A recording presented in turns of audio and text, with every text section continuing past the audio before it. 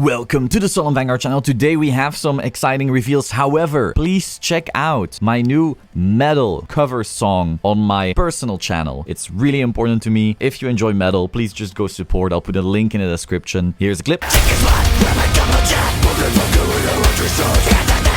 Check it out, but let's get into the video. So first of all, we had these two Paladin strides. We have Dark Dragon, Chain Rancor Dragon, the Shadow Paladin stride. It says act on V once per turn, cost, turn a card from your G-Zone phase up, and until end of turn, this unit gets all of the original abilities of one of your hard cards. This is essentially the same thing as the Royal Paladin one, but I feel like it's better in Shadow Paladin because they have way better hard cards to copy. The first thing I, of course, think about is Revenger Abyss. Will it be great? Not necessarily, but I always like building some crazy Revenger Abyss deck in Premium, and now this will just make it better. 6 drive checks, you know, big restand. Gonna be pretty exciting. And then continuous on V, Generation Break 3. If you have 3 or more grade 1 or less units when your opponent would call from his or her hand to G, he or she must call 3 or more at the same time. So once again, same skill as the Royal card. We have a variance hard leg kind of skill. And yeah, I'm gonna be building some Revenger shit. We'll see how that turns out. Then we have Golden Dragon, Brandvent Dragon, auto on V when it attacks, cost, put 2 rear guards on the bottom of your deck and turn a card from your G-Zone phase up. Draw 2 cards and call up to 2 cards from your hand to R.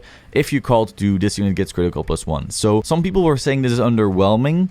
I kind of agree. They definitely have some better strides, but this one being costless is pretty cool. You can also stop yourself from being damage denied, kinda, because you can swing with 2 rears, attack with this, swallow those 2 rears, and then just draw a not call. Maybe that's something that's worth it, but overall, you know, it's not the most flashy skill they have. Then, however, we had the actual stream reveals. First of all, we have the Pale Moon Stride. It is mid-air Mega Trick Yvette Magia, so you can use it with the previous Premium Collection stride. Auto on V, when it attacks, cost, put a card from your hand into your soul and turn a card from your G-Zone face up, and get an Imaginary Gift Excel. So this creates an extra Excel marker. Call a card from your soul to an additional R. That unit gets power plus 15k until end of turn, and at the end of that turn, put that called unit into your soul. So this not costing a CB is really cool for the deck. It does like not spending too much of it because there's plenty of cards in the deck that already do. Creating an extra Imaginary Gift Excel. Pale Moon doesn't really abuse that well right now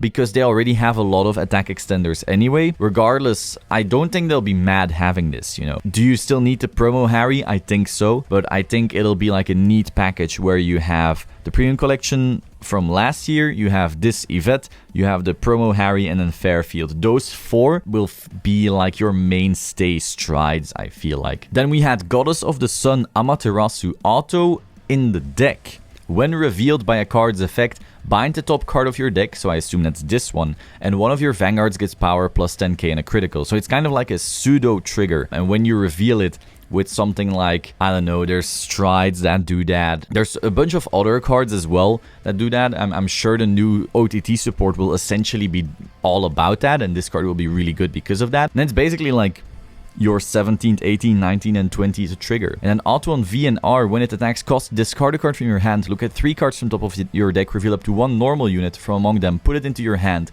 and put the rest on the top of your deck in any order you wish.